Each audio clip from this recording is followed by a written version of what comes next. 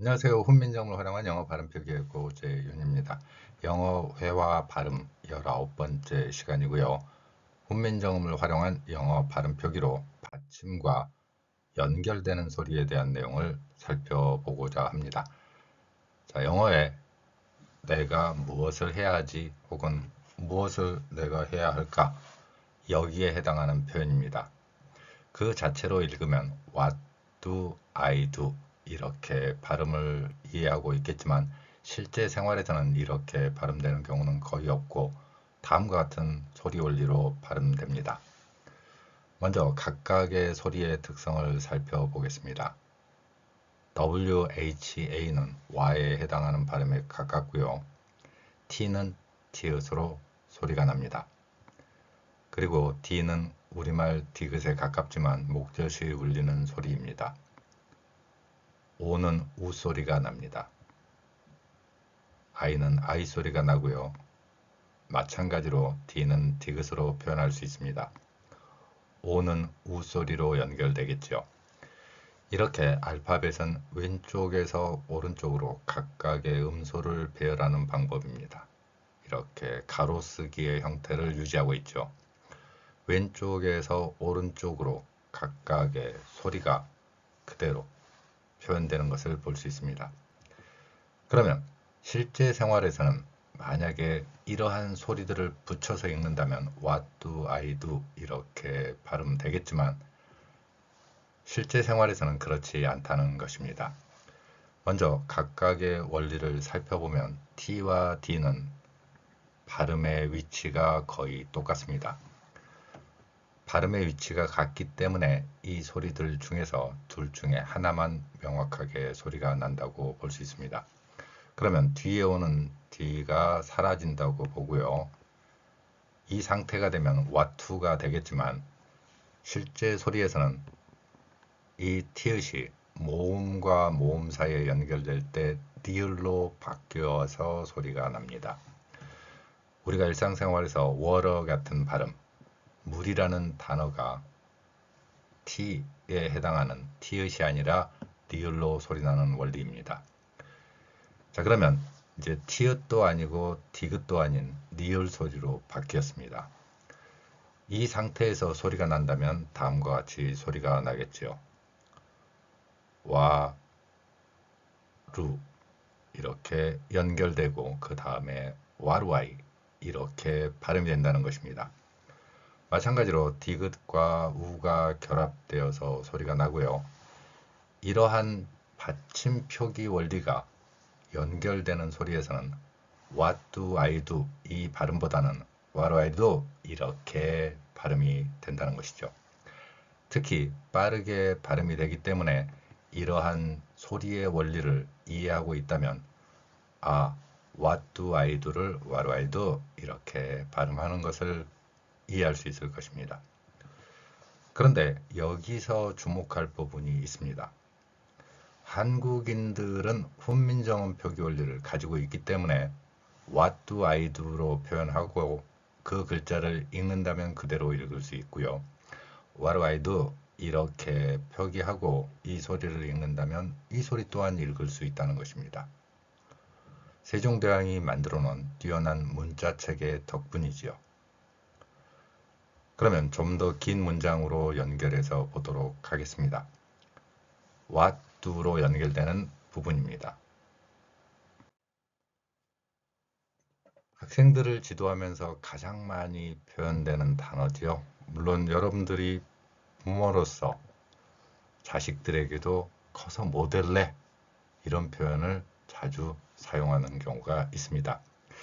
여기에 해당하는 영어 표현이 위에서 표현한 What do you want to be? 이렇게 표현할 수 있죠.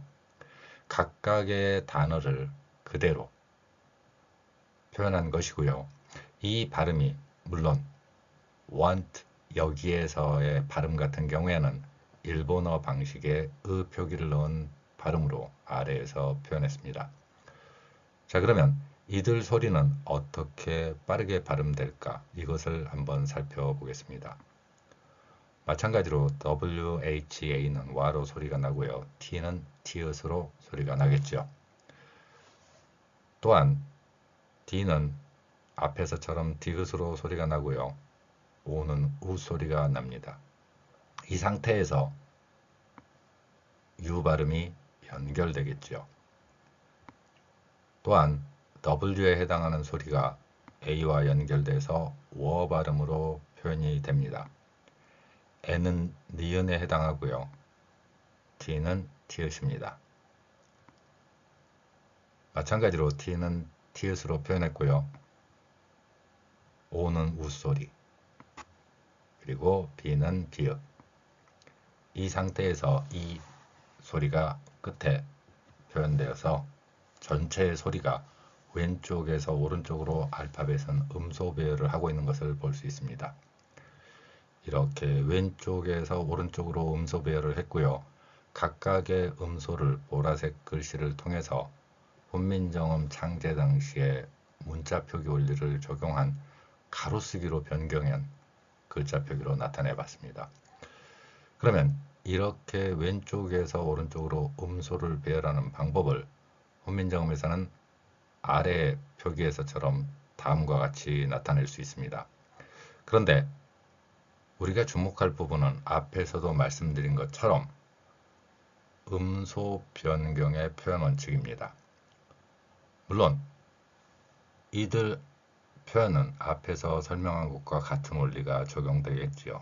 T와 D, 이 소리 중에서 둘 다 겹쳐서 소리가 나기 때문에 리을로 변경되는 과정 똑같이 적용되겠죠.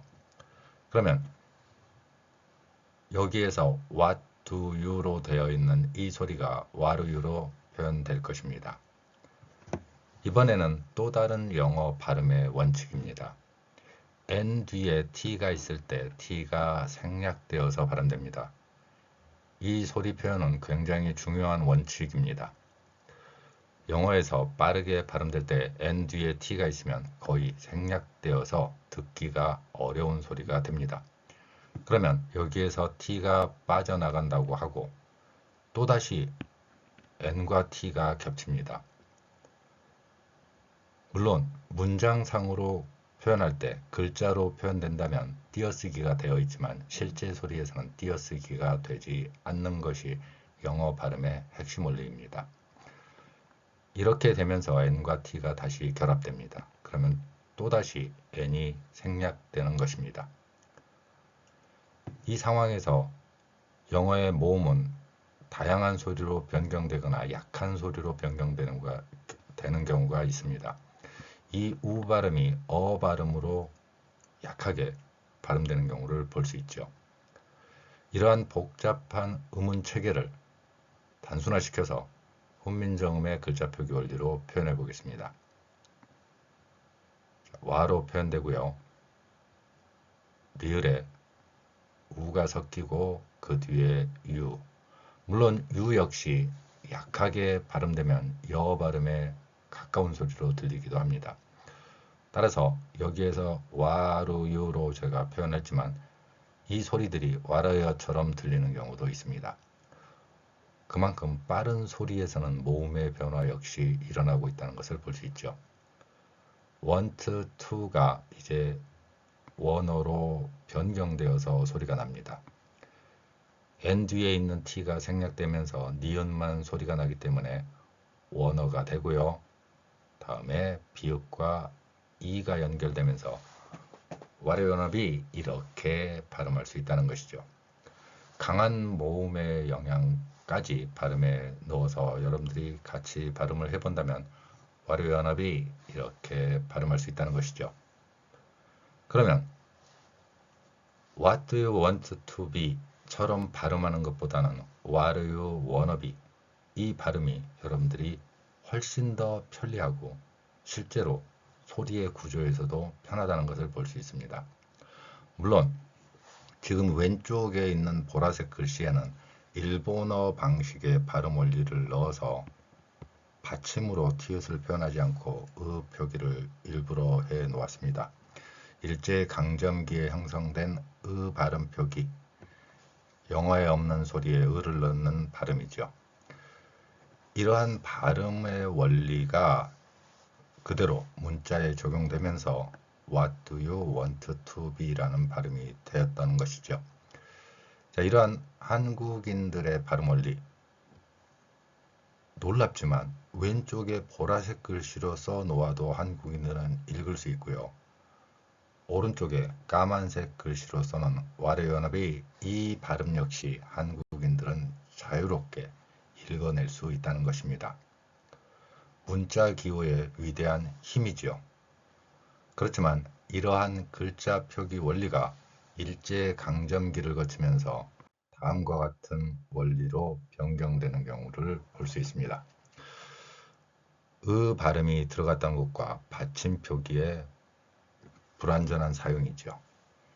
자, 그 표기를 넘어가기 전에, 그 증거 자료를 넘어가기 전에 여러분들과 함께 이런 표현도 한번 살펴보겠습니다. 제가 다음과 같은 글자를 쓰겠습니다. 제가 쓴 글자가 뭐지요? 예. 세 개의 기호를 사용해서 국이라는 글자를 썼습니다. 자, 제가 어떤 글자를 썼다고요? 국을 썼지. 그래요? 자, 이 소리가 이렇게 들릴 수도 있죠. Google search.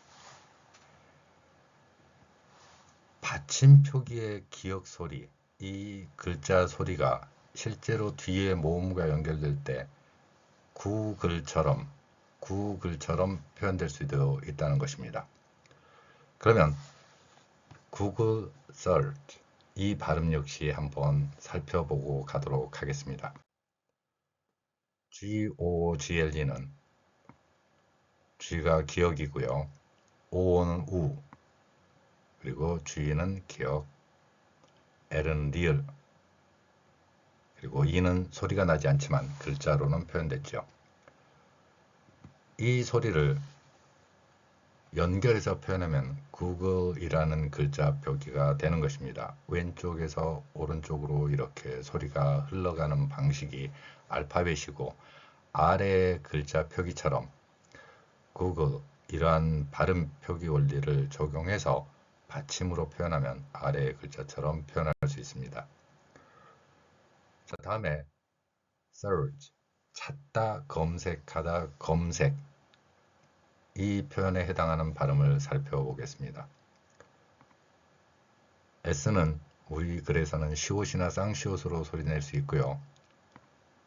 EA가 여기서는 어에 가까운 발음이 나고 있는 것을 볼 수 있습니다. R은 리을이고요. CH는 짧게 소리내는 취 발음에 가깝죠. 그러면 이들 각각의 소리를 연결하면 왼쪽에서 오른쪽으로 흘러가는 소리가 아래 까만 글씨처럼 surge, 이렇게 표현된다는 것입니다. 받침 표기 원리를 적용했죠. 이처럼 우리가 물려받은 글자 표기 원리는 받침 표기 원리와 가로쓰기로 되어 있는 알파벳과 같은 경우도 각각의 소리 호흡으로 표현할 수 있다는 것입니다. 그렇지만 이러한 글자 표기 원리가 다음과 같은 원리로 우리의 글자가 훼손되고 소리 표기하고는 달라졌죠. 어떻게 글자를 쓰건 간에 우리는 읽을 수 있는 자연스러운 글자 표기였지만 일제강점기를 거치면서 일본인들의 언어학 체계가 등장하고 그 과정에서 훈민정 표기가 훼손되었습니다. 그 결과로 발음을 넣게 되고 받침에 다양한 소리를 모두 표현하는 것이 아니라 몇 개의 글자로 한정해버리는 이런 상황이 발생했던 것입니다. 그리고 이러한 글자 표기 원리에 주도적으로 참가한 일본인 언어학자들이 있습니다. 오구라 신페이와 같은 사람들이고요. 이러한 외래어 표기 원리는 외국어 학습에도 적용되고 있죠. 그러면 일제강점기에 훼손된 글자 표기 원리도 극복하고 당시에 우리가 인식하지 못했던 소리들이 있죠. 우리말에 없는 영어 발음. 이러한 영어 발음에는 제가 개발한 글자 표기 원리로 각각의 소리를 표현해서 나타내고 있습니다. 이와 관련된 내용들은 다른 동영상 강의에서 충분히 여러분들이 접하게 될 것입니다. 다양한 강의에서 이 소리들이 어떻게 발음되고 표현되는지 각각의 단어로 표현하고 있습니다. 이처럼 우리가 물려받은 글자 표기 원리는 어떻게 글자를 표현하건 간에 혹은 연음으로 변경되더라도 각각의 소리를 그 소리에 맞게 표현할 수 있고, 그렇게 표현된 글자를 한국인들은 읽어낼 수 있는 뛰어난 언어 능력을 갖추고 있다는 것입니다. 이 글자 표기 원리를 일제강점기에 강제로 훼손하였고 그 원리를 극복하여 나타낸다면 우리는 다양한 소리, 특히 영어뿐만 아니라 거의 모든 외국어를 원래의 소리에 맞게 표현할 수 있을 것입니다. 감사합니다.